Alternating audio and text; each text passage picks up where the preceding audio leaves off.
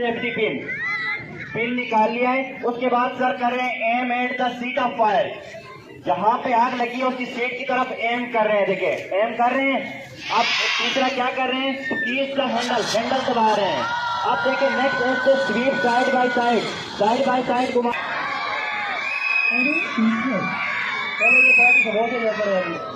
अभी ये 2 कदम लगे हुए हैं जो इससे ये भी आपको बुझा रहे हैं।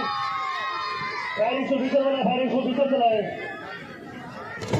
ये आपको बुझाएंगे, फायर आकर बोलेंगे और आपको बुझाएंगे भी सही, ताकि आपकी मदद के लिए लोग जितने भी सुनने हैं वो आ जाए और आपकी हेल्प करें। ये फायरिंग ऑफिसर है जो कि आपको बुझा रहे हैं। ये हुक के साथ सामान को बहुत ध्यान से निकाला जा रहा है। ये सामान में सेफ्टी बात निकालनी है। अभी इसके अंदर बिजली कार्रवाई हो रही होती है। उसके अंदर